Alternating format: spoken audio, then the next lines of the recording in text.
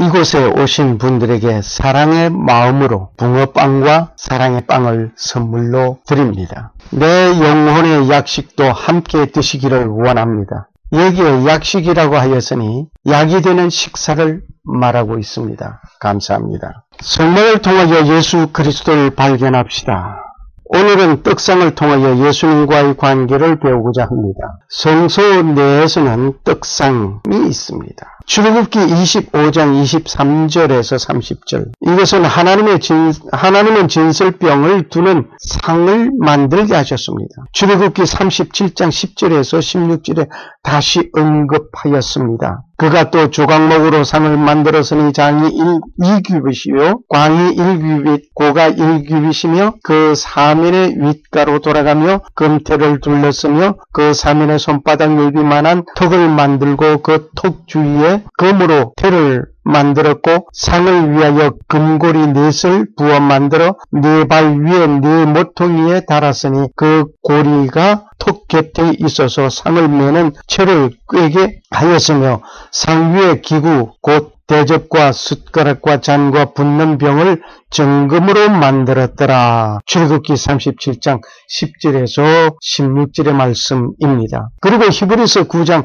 1절에서 10절의 말씀은 땅의 성소와 하늘의 성소를 말하고 있습니다. 여기 성소 안에는 떡상이 있고 등대가 있고 향단이 있습니다. 이것을 성소라고 말하는 이유는 거룩하신 하나님께서 임재하시는 구별된 거룩한 장소라고 하여서 성소라고 불렀습니다. 출애굽기 25장 8절의 말씀입니다. 그리고 회막이라고 하는데 이것은 하나님과 사람이 만나는 곳이라고 하여서 회막이라고 합니다. 출애굽기 29장 4절의 말씀입니다. 제7장 성소 내에 있는 떡상. 출애굽기 25장 23절에서 30절, 출애굽기 37장 10절에서 16절, 히브리서 9장 1절에서 10절 등을 참고하시기를 원합니다. 떡상의 떡은 예수 그리스도의 만찬에서 예수 그리스도의 몸을 상징하고 있습니다. 떡상, 진설병, 조각목으로 만들었습니다. 정금으로 입혔습니다. 뒤에는 금태를 둘렀습니다. 상위에 진설병을 두어 항상 하나님 앞에 있게 하였습니다. 출애굽기 25장 30절의 말씀입니다.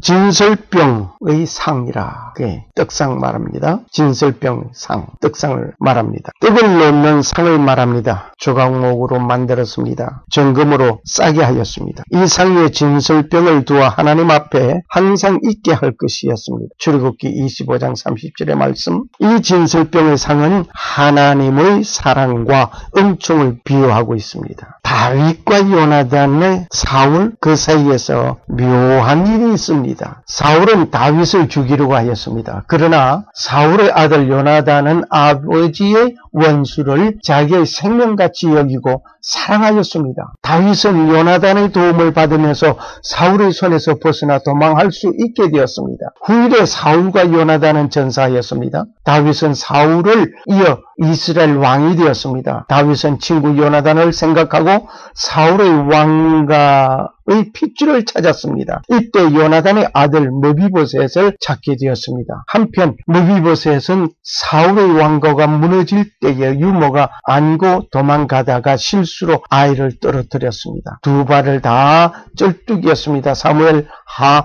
9장 13절의 말씀입니다. 이때 다윗은 느비보셋에게 은총을 베풀었던 사건이 우리에게 감동적으로 들려주고 있습니다. 이 같은 상은 사랑과 은총을 말하고 있습니다. 주께서 내게 상을 베푸시며 시편 23장 5절의 말씀을 기억합니다. 주께서 내 원수의 목전에서 내게 상을 베푸시고 기름으로 내 머리에 바르셨으니 내 잔이 넘치나이다. 바로 다윗이 고백한 것이었습니다. 떡, 진설병, 상위의 떡은 항상 있게 하라. 상위의 진설병을 두어 항상 내 앞에 있게 할지니라. 출애굽기 25장 30절의 말씀. 예수 그리스도를 항상 모시고 살아야 할 것입니다. 에녹이 하나님과 동행한 것 같이 말입니다. 하나님께서는 드시지도 아니하시는 이 떡을 항상 있게 하라고 하신 깊은 뜻이 있습니다. 진설병. 상위의 진설병을 두게 하셨습니다. 출애굽기 25장 30절 말씀. 이 진설병은 예수 그리스도를 상징하고 있습니다. 그리고 예수 그리스도가 탄생하신 곳이 베들레헴이었습니다. 이미 지명을 통하여 예수님은 생명의 떡이심을 밝히고 있습니다. 그리고 이곳에서 탄생하실 것까지 예언되어 있는 것입니다. 베들레헴이란 마을 이름을 떡의 집이라. 베들레헴이란 마을 이름은 떡의 집이란 히브리어와 고울이라고 하는 말이 합쳐진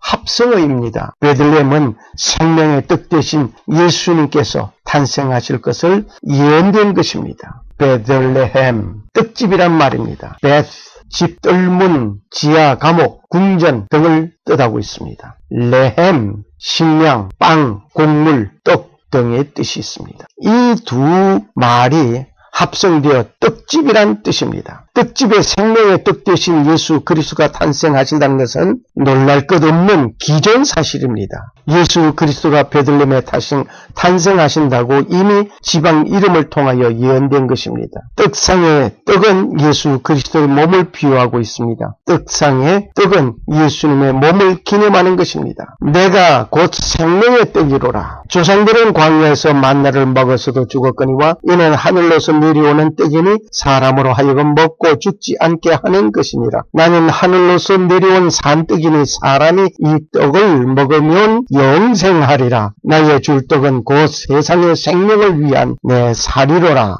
요한복음 6장 48절에서 51절에 말씀하셨습니다. 예수께서 이르시되 내가 진실로 진실로 너희에게 이르노니 인자의 살을 먹지 아니하고 인자의 피를 마시지 아니하면 너희 속에 생명이 없느니라. 내 살을 먹고 내 피를 마시는 자는 영생을 가지고 마지막 날에 내가 그를 다시 살리리니 내 살은 참된 양식이요 내 피는 참된 음료로다. 내 살을 먹고 내 피를 마시는 자는 내 안에 거하고 나도 그 안에 거하나니.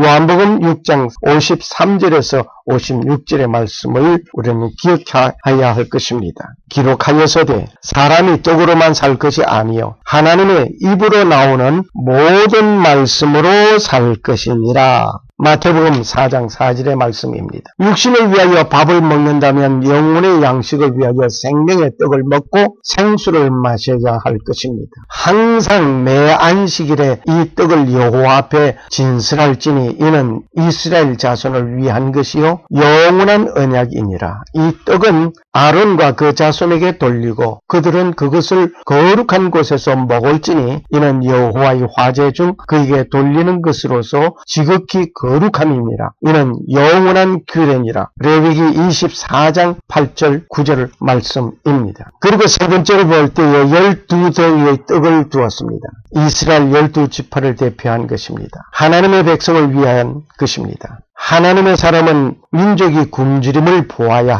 합니다. 한 나라의 흥망성쇠는 그 나라에 사는 하나님의 사람이 하나님 앞에서 올바로 사는가, 올바른 지도자가 있는가에 달려 있습니다. 지금까지 모든 나라의 백성과 지도자가 부정을 행하던 나라는 어떻게 되었던가를 역사가 말해주고 있습니다. 특히 하나님의 사람, 하나님의 종들이 하나님 앞에서 바로 서지 아니하면 나라에 어려움이 있었습니다. 대한민국도 예외가 될 수 없습니다. 오늘날 기독교 지도자들, 정치 지도자들 부정과 부패에서 해방되어져야 합니다. 하나님께서 긍휼히 보시도록 정직과 순결함을 가져야 될 것입니다.